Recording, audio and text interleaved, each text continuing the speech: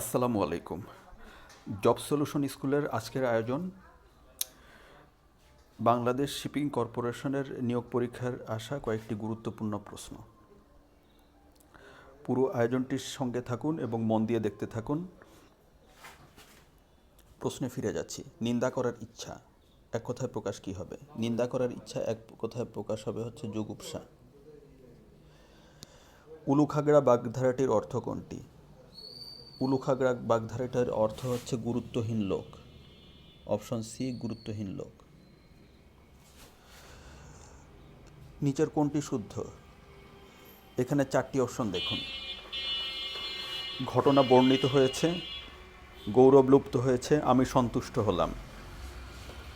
23 নম্বর প্রশ্নের উত্তর হচ্ছে সবগুলাই, চারটেই হচ্ছে সঠিক উত্তর।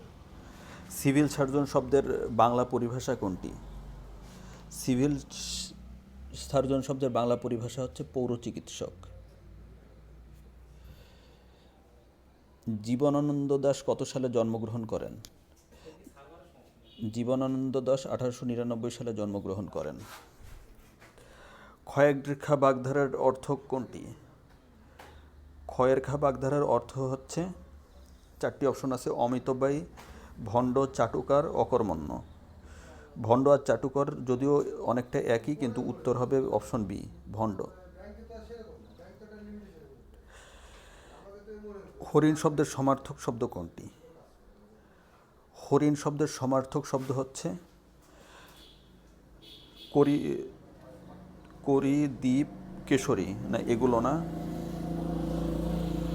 হরিণ শব্দের সমার্থক শব্দ এখানে হচ্ছে সম্বর। রতন রবীন্দ্রনাথের কোন গল্পের চরিত্র? রতন হচ্ছে রবীন্দ্রনাথের ডাকঘর গল্পের চরিত্র, পোস্টমাস্টার গল্পের চরিত্র। রতন রবীন্দ্রনাথের চারটি অপশনের মধ্যে থেকে ডাকঘর, পোস্টমাস্টার, ছুটি আর সমাপ্তি। রতন হচ্ছে রবীন্দ্রনাথের পোস্টমাস্টার গল্পের চরিত্র।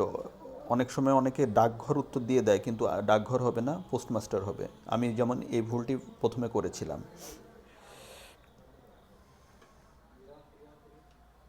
নিচের বা কোন বানানটি শুদ্ধ? নিচের শুদ্ধ বানান হচ্ছে এখানে সদ্যজাত। সমর্থ শব্দের বিশেষ স্বরূপ কোনটি? সমর্থ শব্দের বিশেষ স্বরূপ হচ্ছে সামর্থ্য।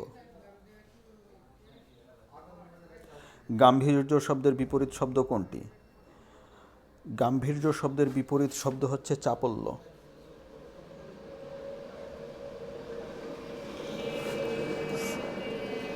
সুন্দর শব্দের সমার্থক শব্দ কোনটি? সুন্দর শব্দের সমার্থক শব্দ হচ্ছে রম্য। আমি একটু করে সময় দিচ্ছি যাতে আপনারা চারটা অপশন দেখতে পারেন, এই জন্য। কোনটি স্বভাবতই মধ্যনসা হয়েছে? নিচের কোনটিতে স্বভাবতই মধ্যনসা হয়েছে? দোষে স্বভাবতই মধ্যনসা হয়েছে। নিচের কোনটি পর্তুগিজ শব্দ? পর্তুগিজ শব্দ হচ্ছে সাবান।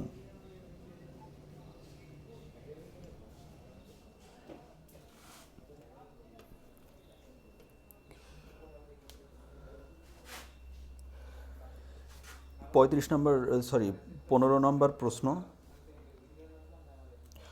উপরি প্লাস উপরি, উপর্যুপরি সন্ধিবিচ্ছেদ হচ্ছে উপরি প্লাস উপরি। অপশন এটা অনেকে দাগায় আসবেন, কিন্তু এটা হচ্ছে উপরি প্লাস উপরি।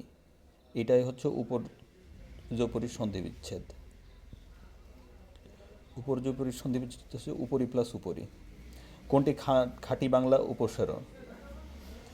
ইতি, উনকত, কুনি, পাতি, ভুই, বিভর, রাম, সা, সুহা, এগুলো হচ্ছে খাঁটি বাংলা উপসর্গ।